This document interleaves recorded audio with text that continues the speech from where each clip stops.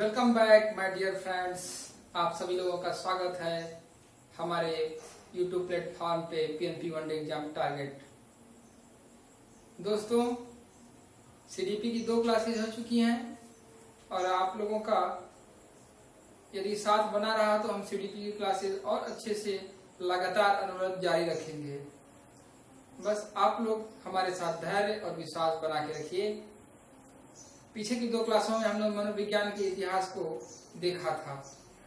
आज भी मनोविज्ञान का इतिहास ही करेंगे। क्यों? क्योंकि मनोविज्ञान के इतिहास हमें पढ़ना बहुत जरूरी है और ये अच्छे से बहुत कम जगह पढ़ाया जाता है। तो आइए आज तीसरी क्लास में मनोविज्ञान के इतिहास को पढ़ते हैं। पिछली 2 कक्षाओं में हमने मनोविज्ञान को पहली कक्षा में आत्मा का विज्ञान, उसके बाद मन और मस्तिष्क का विज्ञान, उसके बाद फिर चेतना का विज्ञान पढ़े हैं अभी तक हम लोग। अब हम लोग 20वीं सदी में पढ़ेंगे मन, मस्तिष्क, चेतना, इन सबसे ऊपर आके व्यवहार का अध्ययन। मित्रों, व्यवहार का अध्ययन मनोविज्ञान 20वीं सदी में कहा जाने लगा। सन 1912 और 13 के आसपास ये थियोरी दी गई कि मनोविज्ञान व्यवहार का अध्ययन है। ये किसने कहा? जेबी वाटसन साहब ने कहा। आखिर इन्होंने ऐसा क्यों कहा? देखिए, जब हम चेतना के बारे में बात कर रहे थे तो उसमें ये हो रहा था कि चेतन मन और अचेतन मन भी होता है। तो जो अचेतन मन में हो गया उसका भी रिफ्लेक्शन शो होगा और केवल चेतन मन का ही अध्ययन करके कैसे हम मनोविज्ञान का अध्ययन कर सकते हैं। चेतना का अध्ययन का मतलब चेतन मन का अध्ययन। अचेतन फिर कहाँ चला गया? वो भी तो हमारी अंदर की मानसिक क्रियाओं के साथ जुड़ी ही रहती है। तो इसका मतलब वो थियरी हमें नेग्लिजिबल कर दी, हमने उसको अमान्य कर दी। आइए अब व्यवहार के अध्ययन को कैसे हम पहुंचे। जब हम ये कह रहे थे बार बार कि मन और मस्तिष्क का अध्ययन मनोविज्ञान है, तो कुछ मनोवैज्ञानिक ने सोचने पे निष्कर्ष निकाला कि यदि हम किसी के हाव भाव को यदि देखते हैं तो हम कह सकते हैं कि उसका हाव भाव झूठा हो सकता है। वो अंदर से यदि दुखी है तो प्रसन्न महसूस करा सकता है बाहर से अपने आप को। यदि वो बाहर से दुखी है, हो सकता है वो अंदर से खुश हो। इसलिए उसका सच्चा मनोवैज्ञानिक स्थिति हम नहीं जान सकते। तो आखिर क्या करें? लेकिन एक चीज बड़ी पक्की थी कि जो बंदा जिसके मन में जो चीज चलेगा वो ऐसा तो काम करेगा। हमारा एक्शन हमारे मेंटेलिटी को शो करता है। ये चीजें जेबी वाटसन को समझ में आ गई। उन्होंने कहा कि यदि कोई बच्चा फेल होगा एग्जाम में तो ये जरूर कह सकता है कि चलिए कोई नहीं, इतने लोग फेल होते हैं तो हम ही फेल हो गए तो क्या हुआ। वो ये दिखा सकता है कि हम बहुत दुखी नहीं हैं। लेकिन क्या वो फेल होने की पार्टी दे सकता है? नहीं, ये तो एक्सेप्शनल हो जाएगा जी।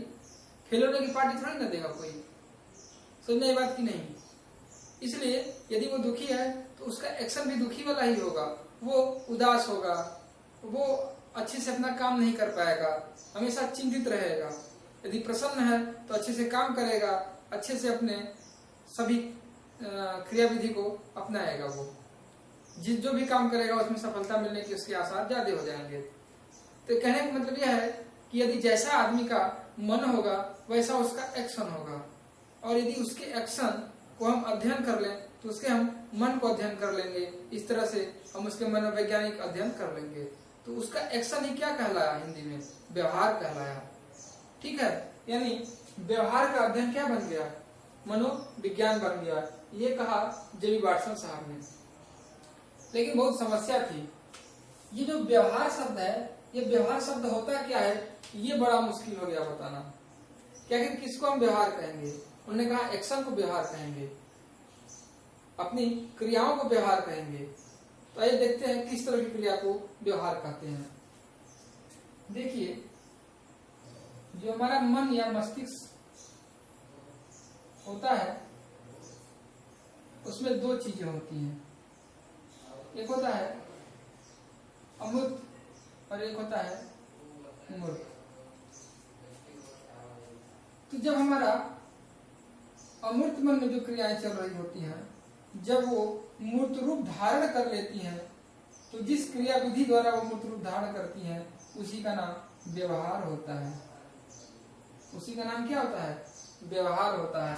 यानी मूर्त रूप जब अमूर्त रूप ले ले हमारी क्रिया विधि, तो उस समय किसका उद्भव होता है? व्यवहार का उद्भव होता है। उदाहरण के लिए समझते हैं, यदि आपको कोई बहुत परेशान कर रहा है, आपको कोई बहुत परेशान कर रहा है, आप अंदर से खूब गुस्से में हैं, पर आप चुपचाप उसको सुन रहे हैं, तो आप गुस्से में हैं, आपकी मनोदशा अमूर्त अवस्था में है, मतलब अंदर है, वो कोई देख नहीं पा रहा है। लेकिन जब वही वो कोई रिएक्शन करेगा, उसकी अमूर्त क्रिया विधि मूर्त क्रिया विधि हो जाएगी। जैसे गुस्से में है तो उठ के वो जा सकता है, तो आप कहेंगे अरे भाई इतना गुस्से में था कि उठ के चला ही गया, तो उठ के चला जाना अमूर्त से मूर्त क्रिया विधि हो गई, मतलब वो गुस्से के कारण उठ के चला गया। हम अध्ययन कर लिए कि वो बहुत गुस्से में है, या इतने गुस्से में था मार ही दिया, इतने गुस्से में था कि उसने भी पलट के जवाब दे दिया। ये क्या है? ये व्यवहार को प्रदर्शित करता है, एक्शन को प्रदर्शित करता है। जो आपके अंदर था वो बाहर आ गया, जो अमूर्त चीजें थी वो मूर्त बन गई। तो इस तरह से इन्होंने व्यवहार को समझाया। क्या समझाया? कि जब अमूर्त मन की क्रिया मूर्त रूप धारण करती है,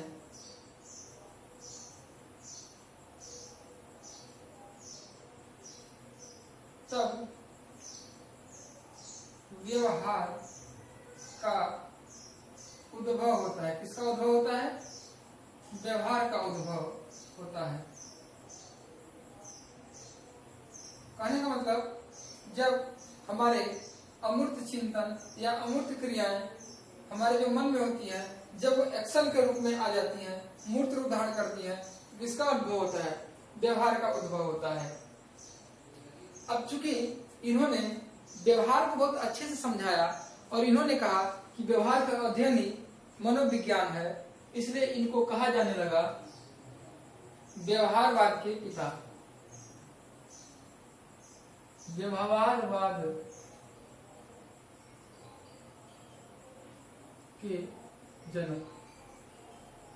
क्या कौन है व्यवहारवाद का जनक? जेबी वाटसन साहब। आपसे अक्सर पूछता है कि व्यवहारवाद के जनक कौन है? जेबी वाटसन।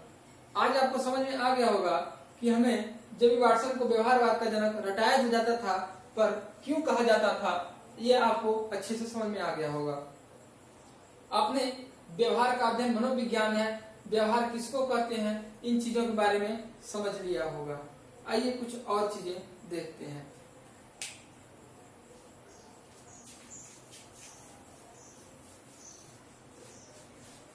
आप लोग इसको नोट डाउन करते रहेंगे साथ में, ठीक है? ऐसा ना हो कि बिगड़ जाए काम। यदि लिखेंगे नहीं तो आप भूल जाएंगे ना इसको।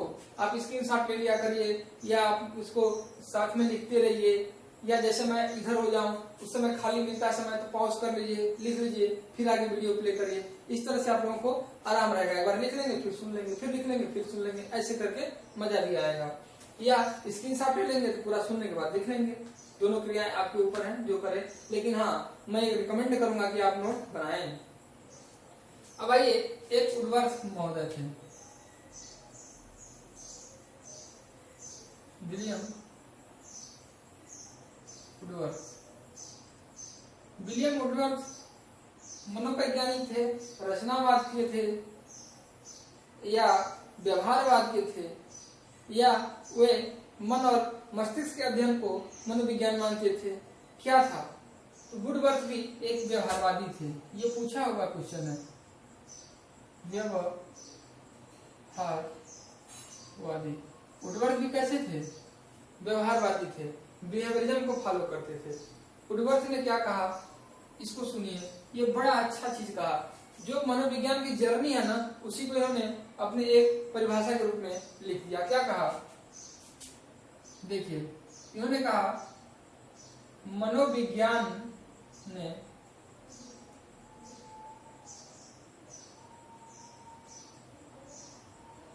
पहले अपनी आत्मा को छोड़ा, फिर अपने मन को छोड़ा तथा चेतना के रास्ते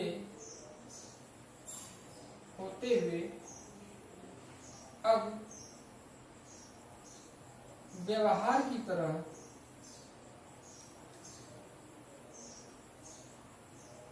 कार्य करती है।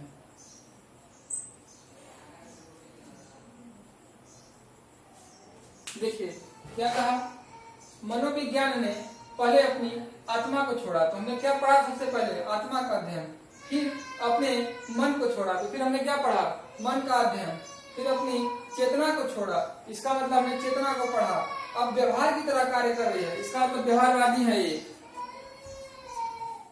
देखिए हम लोग विलियम वुडवर्थ को क्या कहा, विलियम वुडवर्थ ने देख रहे थे कि विलियम वुडवर्थ ने कहा, क्या कहा, मनोविज्ञान पहले अपनी आत्मा को छोड़ा, फिर अपने मन को छोड़ा, फिर चेतना के रास्ते होते हुए व्यवहार की तरह कार्य कर रही। किसकी तरह कार्य कर रही, व्यवहार की तरह। व्यवहार पे इन्होंने जोर दिया, व्यवहार की तरह कार्य कर, इसलिए क्या हो गए, व्यवहारवादी हो गए। इन्होंने पूरा साइकोलॉजी की हिस्ट्री को ही लिख के रख दिया। आत्मा का पहले अध्ययन पढ़ा हमने, फिर मन का अध्ययन पढ़ा, फिर चेतना का अध्ययन पढ़ा, अब व्यवहार का अध्ययन पढ़ते हैं। ये किसने कहा, विलियम वुडवर्थ ने कहा। ये कई बार एग्जाम में आपको पूछ चुका है, ये सीटेट में आया है, टेट में आया है, सुपर टेट में भी आएगा, केवीएस के एग्जाम में भी आएगा, इसलिए हमें इसको याद रखना है। और बहुत आनंद तो दे रहा है, क्या दिक्कत है, मजा आता है इसको सुनने में हमको। इसको आप लिख दीजिए, ठीक। अब देखते हैं, कुछ आगे चलते हैं।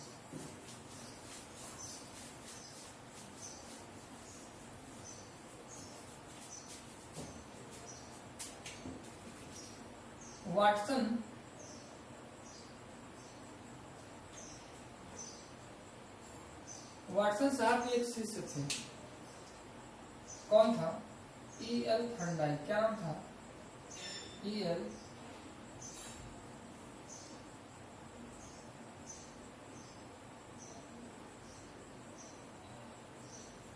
थर्नडाइक।